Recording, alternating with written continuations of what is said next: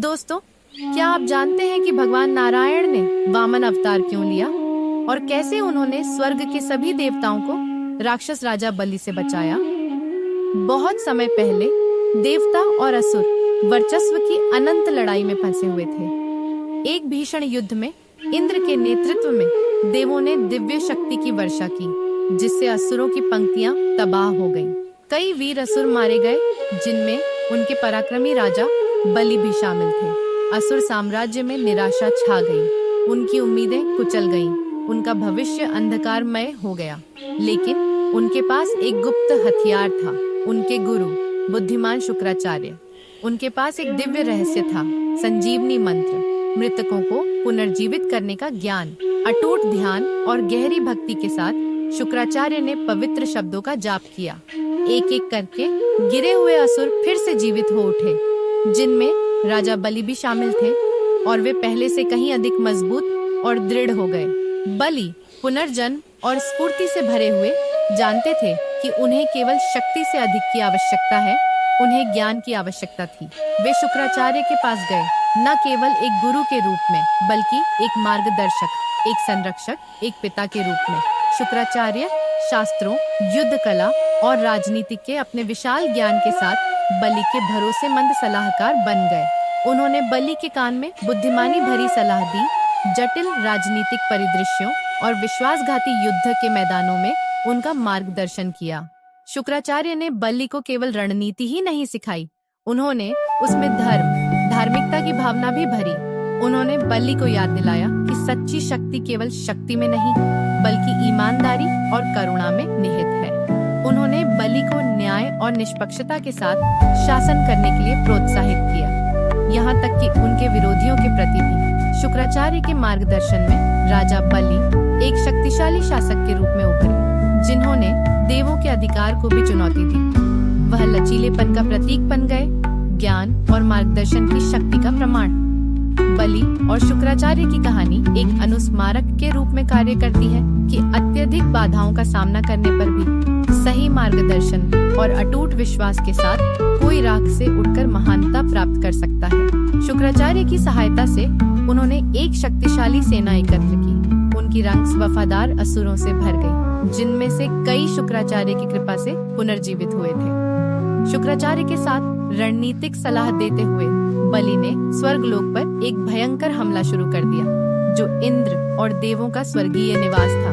बलि के अचानक और शक्तिशाली आक्रमण से अनजान देव खुद को रक्षात्मक स्थिति में पाए। बलि की सेना बदला लेने की इच्छा से प्रेरित और अपने राजा के करिश्मे से प्रेरित होकर अतुलनीय उग्रता के साथ लड़ी। स्वर्गलोक की नींव भी इस हमले से कांप उठी। देवताओं के राजा इंद्र ने अपने अधिकार को पहले कभी नहीं चुनौती दी हुई पाया। ब्रह्मांड प्रत्याशा से गूंज रहा था। राजा बलि, पराक्रमी असुर, अभूतपूर्व शक्ति पर चढ़ गए थे। उनका शासन तीनों लोकों में फैला हुआ था, स्वर्गलोक की दिव्य ऊंचाइयों से, जहां इंद्र और देव रहते थे, मनुष्यों के सांसारिक क्षेत्र तक, और यहाँ तक कि पाताल तक, अधोलोक तक। उनकी शक्ति और धर्म के प्रति उनकी भक्ति पौराणिक थी, लेकिन उनके बढ़ते प्रभुत्व ने देवों पर एक लंबी छाया डाली। चिंतित फुसफुसाहटें स्वर्ग में गूंज रही थी। देवताओं के राजा इंद्र, उनका स्वर्गीय मुकुट चिंता से भारी था, जानते थे कि उन्हें दैवीय हस्तक्षेप की आवश्यकता है। इंद्र के नेतृत्व में देवों ने ब्रह्मांड के संरक्षक भगवान विष्णु की शरण ली। उन्होंने उनसे सहायता की भीख मांगी। उनकी आवाज आशंका से कांप रही थी। देवताओं को हारते और भागते देखकर देवों की माता अदिति ने भी नारायण से मदद मांगी। इस बीच बलि अपनी महिमा के शिखर पर एक भव्य अश्वमेध यज्ञ की तैयारी कर रहे थे। आग चटक रही थी, असेंबल्ड राजाओं और ऋषियों पर एक गर्म चमक डाल रही थी।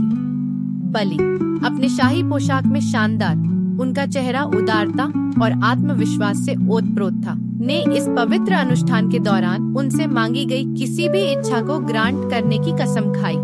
इस शुभ क्षण में वामन, बौना ब्राह्मण पहुँचे। वह नपे कदमों से चले। उनकी साधारण वेशभूषा बलि के चारों ओर की भव्यता के विपरीत थी। उनकी आंखें, हालांकि दिखने में कोमल, युगों की बुद्धि रखती थीं। बलि ब्राह्मण के शांत आभा से प्रभावित होकर उनका खुले हाथों से स्वागत किया। मांगो, हे बुद्धिमान, बलि ने कहा। उनकी आवाज शाही अधिकार के साथ गूंज रही थी। जो कुछ भी तुम चाहते हो मैं उसे ग्रांट करूंगा। वामन, उनकी आवाज धीमी फिर भी स्पष्ट, ने उत्तर दिया, हे राजा, मैं केवल 3 पग भूमि मांगता हूँ। बलि हंसे। प्रतीत होता है कि मामूली अनुरोध से प्रसन्न हुए। 3 पग भूमि, उन्होंने प्रतिध्वनित किया। उनकी आवाज में उपकंडेंसेशन का संकेत था। तुम इतना कम मांगते हो? निश्चित रूप से तुम और अधिक मांग सकते हो। सोना, जवाहरात, पूरे गांव, जो कुछ भी तुम चाहते हो। वामन शांत रहे। 3 पग भूमि ही मेरी जरूरत है, हे राजा, उन्होंने दोहराया। बलि अपने व्रत और उदारता की अपनी प्रतिष्ठा से बंधे तुरंत सहमत हो गए। उन्होंने अपनी रानी विंध्यावली को सेरेमोनियल पानी का बर्तन लाने का निर्देश दिया, जो अनुरोध की उनकी स्वीकृति का प्रतीक था। जैसे ही पानी डाला गया, वामन बढ़ने लगे। वे आकार में सूझ गए। उनका रूप तेजी से बढ़ता गया। उनके दिव्य उपस्थिति से बलि का यज्ञशाला भर गया। अपने पहले कदम के साथ वामन ने पूरी पृथ्वी को ढक लिया। पहाड़ और महासागर उनके विशाल पैर के नीचे सिकुड़ गए। असेंबल्ड राजा और राज्य विस्मय और आतंक से हाँफने लगे। अपने दूसरे कदम के साथ उन्होंने स्वर्ग को घेर लिया। स्वर्गलोक भी उनकी विशालता से कांप उठा। इंद्र और देवों ने शक्ति के इस शानदार प्रदर्शन को देखकर श्रद्धा से प्रणाम किया। तीसरे कदम के लिए कहीं जगह नहीं बची थी। बलि अपनी आंखें एहसास से चौड़ी दिव्य नाटक को समझ गए। उन्होंने उसी प्राणी द्वारा विनम्र किया गया था जिसे उन्होंने कम आंका था। उन्होंने वामन को देखा, जो अब उन पर मंडरा रहे थे। उनका चेहरा विस्मय और स्वीकृति दोनों से भर गया था। हे भगवान, उन्होंने कहा। उनकी आवाज थोड़ी कांप रही थी। आपने पृथ्वी और स्वर्ग को मापा है। आप अपना तीसरा कदम कहाँ रखेंगे? बिना किसी हिचकिचाहट के बलि ने अपना सिर पेश किया। अपना पैर मेरे सिर पर रखो, हे भगवान, उन्होंने कहा।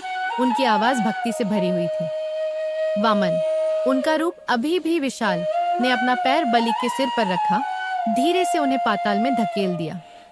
हालांकि बलि की अपनी प्रतिज्ञा के प्रति अटूट प्रतिबद्धता और धर्म के प्रति उनका पालन दैवीय शक्ति के चेहरे पर भी ने उन्हें एक वरदान दिलाया। विष्णु बलि की ईमानदारी से प्रसन्न होकर उन्होंने उसे पाताल पर शासन करने का अधिकार दिया। अपार धन और वैभव का क्षेत्र, पृथ्वी के नीचे एक राज्य। और इसलिए बलि, हालांकि उन्होंने तीनों लोकों पर अपना प्रभुत्व खो दिया, पाताल के राजा बन गए, अपने आप में एक शक्तिशाली शासक। वामन की कहानी एक शाश्वत अनुस्मारक है कि सच्ची शक्ति शारीरिक शक्ति या सांसारिक संपत्ति में नहीं, बल्कि विनम्रता, ईमानदारी और धर्म के प्रति भक्ति में निहित है। यह हमें सिखाता है कि दिखावे भ्रामक हो सकते हैं और दैवीय हस्तक्षेप अक्सर रहस्यमय तरीकों से काम करता है, ब्रह्मांड में संतुलन बहाल करता है और हमें शक्ति के सच्चे स्वरूप की याद दिलाता है। इस प्रकार भगवान विष्णु ने अपनी लीला से यह सिद्ध किया कि अहंकार का नाश और धर्म की स्थापना ही उनका मुख्य उद्देश्य है। और इस तरह भगवान नारायण के वामन अवतार की कहानी समाप्त हुई।